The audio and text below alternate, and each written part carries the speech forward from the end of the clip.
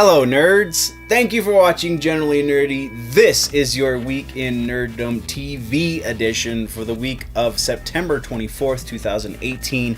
This week, definitely making up for last week, we've got more on the Arrowverse crossover. We've got updates on the Twilight Zone series that we've talked about before. More Marvel streaming app things that sound very, very interesting, and all kinds of stuff. So let's hit the intro real quick. Quiet on the set. Rolling. Hi, I am Bitsy Telek. Hey, I'm Hale Appleman. I'm Walter Kane. I'm Rene Aubergenois. Odo on Deep Space Nine. Michael Dorn, Lieutenant Commander Worf, Star Trek The Next Generation. Come and see me and hear me and talk to me and listen to me talk about myself. Hey man, this is Kevin Smith, often considered generally nerdy, and you are listening to what is often considered generally nerdy. On Generally Nerdy. You're listening to Generally Nerdy. Generally Nerdy. Generally nerdy. So, first thing coming out the gate, we have Jeremy Davies has been cast for the Arrowverse crossover. You'll recognize Davies' face, though you might not know exactly why. He's been in a bunch of stuff as kind of a bit character.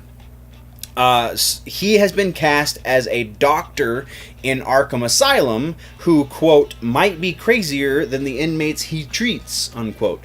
So this is potentially two things. One thing for certain is that we are going to be seeing Gotham to at least some sort of minor degree in this crossover event, because that's where Arkham Asylum is it's in Gotham.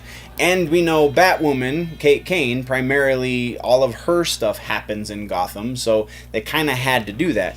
But because they're being so shady about who he's been cast as, this could be, and it's a doctor, not that Freeze ever worked at Arkham necessarily, though I'm sure in some books he did. Just, I don't know if that's the official backstory for Victor Freeze, but this could be confirmation that we're getting Victor Freeze. Somehow he's going to be involved with luring Flash and Arrow and all of the participating properties. He's going to be luring them into Gotham somehow. So it's going to be his character, which means he's going to be at least a secondary antagonist, which definitely hints at possibly him being Freeze, if that's where he's based out of, is in Gotham, which is why he has to lure them to him, right? So pretty interesting. It might not be Victor Freeze. It very well could be somebody else. They could be, I don't know exactly who. They could potentially be making somebody up for the series, because that's not unheard of. Just not likely. Seems that if they've cast Victor Freeze's wife with the last name Freeze, or Fries, or however you say it before he starts calling himself that, then it only makes sense that they would also cast Victor Freeze. Just seems to be logical, right? Anyway, so yeah, that's all we've got for Arrowverse. Our next bit of news has to do with The Walking Dead, and it's actually a twofer. First, we got a teaser trailer. I believe it's the second one, which is billed as Rick Grimes' last episodes, so they're not even dancing around or trying to masquerade that maybe Rick's gonna survive. Yeah, no, he's gonna die, and by the mid-season break, it seems. So there's that. You can find a link to that video down in the description, so you can go check it out if you haven't yet. Best live-action drama on television. There's no reason why you shouldn't be interested in watching it. But the second bit of this is Bloomberg is reporting that AMC is looking. We've talked about the fact that they want to keep going for as long as possible. Well, it seems that they have a 10-year plan. That's right, 10 years they have planned out if everything goes as they want it to. And part of that plan, Bloomberg is reporting that they are looking to turn the franchise into a full-blown movies, and we already have the video games, and we've already got comic books, so they've already got a lot of fingers in the pot at this point, or fingers in the pie, however the idiom goes. yeah, that's... I don't know how I feel about making the switch to movies. Now, here's my problem with them switching over to movies. I love The Walking Dead. Like I said a moment ago, it is the best live-action drama. It's probably the best drama, because I don't know any animated dramas. The best drama on television. Hands down. Now, there is a really poor track record of movies starting off as TV shows and then getting a movie mid-series. Now, in the case of Serenity and Firefly, that's a little different because the movie came after the series was canceled. So the movie was kind of the final episode, in a way, is the end of that story. That's how Joss Whedon was able to bring his story to a conclusion. With The Walking Dead, though, if they are planning on doing this for at least 10 more years, and also part of the plan is more spin-off series, which eventually could lead to what's going on in the rest of the world in this universe that they've created, in this zombie-infested universe. So that could definitely be interesting. That, I feel like, will pay off multiple times over. The movie thing, though... there is a very, very narrow area that they can take advantage of in order to properly capitalize on the movies, on turning it into a movie. That being expanding on characters we already know, so that we don't have to spend any more time establishing them, because they've already established so much so well that adding more characters to this universe will seem shoehorned and fake. So either that, or you're just telling a story in this universe that doesn't necessarily factor into the story of any of the series. And I guess potentially that could also be the movie is the start of a spin-off series, but even that, they've tried to do such things in the past, and usually it doesn't go over very well. The movie either does really, really well, and then the series flounders, or vice versa. The movie does bad, so they have to cancel the series because the movie didn't make enough money to justify spinning into a television series. So I don't foresee good things on that front, but on every other front that they have planned, that they've talked about, absolutely, let's go, 100%. I want to see what's happening in London. I want to see what's happening in Ethiopia in this Walking Dead universe. That sounds super freaking interesting to me, and you're expanding your possibilities so that you're not running this idea into the ground necessarily, because you keep trying to figure out creative ways to keep this core group of people alive. If you've got 5-6 spin-offs, not that that's a great idea to do that many spin-offs, but if you've got 1 or 2 more spin-offs, and you have to kill off an actor because their contract is up, or because they want to move on to other things, or whatever the reason, then it's less of an impact, so long as all of your storytelling stays just as tight as the original series.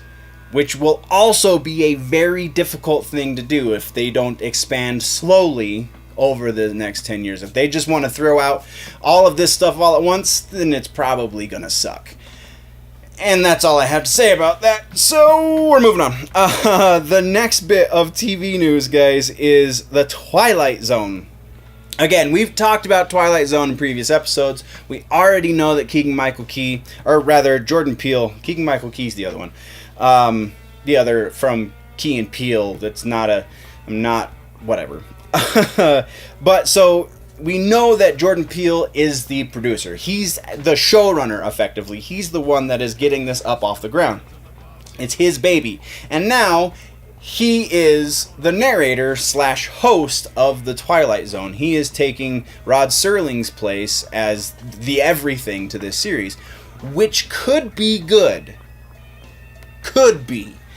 The likelihood of that happening, I feel like, is super slim. I think that there is definitely a place in Jordan Peele's head where this is going to come out as a commentary on society as a whole.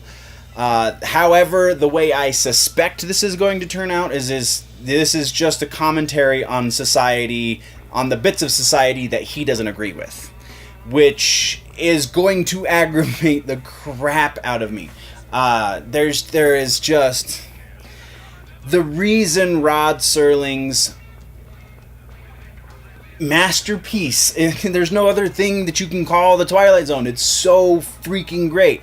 The reason it works so well is because it didn't really take sides. It just kind of held up a mirror to society and said, this is what you look like. These are the things that you have problems with. And not really, well, you're a conservative, so you're a bad person. And that, I feel like, is more likely to happen because I know Jordan Peele is that kind of political mindset. So I foresee this being bad.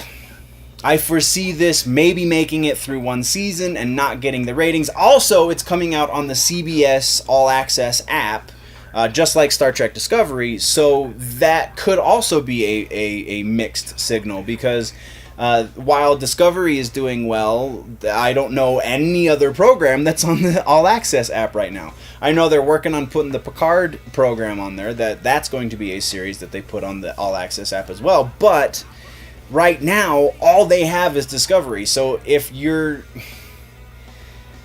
It just doesn't... It doesn't bode well if there's just one big thing on your app, right? So they might not have the funds to make the series that Jordan Peele wants to make, which will also shoot it in the foot. So just a whole lot is going against this series. Hopefully it'll be fantastic. Hopefully it will be more in line with Rod Serling's original vision. I can cross my fingers and hope with all my heart, but in my head I know that is the least likely version of this Twilight Zone reboot that we're going to get. So if you disagree with me, are you more hopeful than I am? Let's talk about that down low in the comments, because I'm finding very little to be hopeful about this. But again, I could be wrong, so let me know down low. Next on our list is another streaming app. This one is the Marvel streaming app, and it's really interesting because some of the places where I was reading about this suggested that there was going to be a Marvel-specific streaming app, and the main source that I got this from said that it was going to be the Disney streaming app. And I feel like we've talked about it, that Disney is going to have a Marvel section in their streaming app, so that makes more sense. But it sounds like, excuse me, it sounds like they are, or it not even sounds like, Variety is reporting with an anonymous source that there are plans in the works to get some of the secondary characters from the Marvel movies, i.e. Loki and Scarlet Witch specifically is the names that were dropped, are going to get limited run series on the Disney streaming app. And the really interesting part about this is it will be probably some of these actors' first time doing American television. If you can even call a streaming app American television. But it's just interesting because they're going to, again, according to this anonymous source, they're going to be getting the actors that played them in the movies. So Tom Hiddleston, Elizabeth Olsen, and potentially other secondary characters as well are going to be getting their own series. But they're going to be getting these actors to be in a 6 to 8 episode series that expands on their character. I think this is fantastic. I think this is the way that you get people to get your app. I think you're expanding this universe that everybody already loves, and you're not doing it with flagship characters, which to some might seem a bad idea because they're not the flagship characters. They're secondary at best. I feel like that's what gives the universe a more rounded and fully figured feel, because we're not going to be getting a Captain America limited series. We're not going to be getting an Iron Man limited series because they have a series of movies. So why do they need a TV series as well? Again, this could really go south really fast if the content is not there to back it up. Though the idea in its inception, I feel like, is a fantastic one. So I really look forward to more updates on this as it gets closer to coming to fruition. But that's all we really have on that. So we're moving to our last bit of news this week for TV, guys. And this one's actually just a real quick fun one. I just wanted to put it out there. Last week's episode of Venture Brothers Season 7. If you are not watching it, oh my god, you got to check it out. You have to catch up on your Venture Brothers. Just hilarious. This is, in my opinion, the funniest animated show on television. But last week's episode of Venture Brothers, episode 7, the unicorn something, it's a really long title, featured the voice of Mark Hamill, which is kind of awesome because the whole time you're watching it, there's a character in there who's strangely Joker-like and kind of sounds like the Joker, and lo and behold, it sure as shootin' was. Mark Hamill did 2 voices in the episode. I can't remember who the other one was, but yeah, it's so good. It's so good. If you haven't been watching Venture Brothers, again, it's in season 7. We have 2 more episodes. Actually, as I'm filming this, one of those 2 episodes is airing. So we have 1 more episode after this week for this season, and then you have all the time in the world to catch up, because it usually takes them like 2 or 3 years to do another season. So definitely check it out if you haven't already. Get caught up.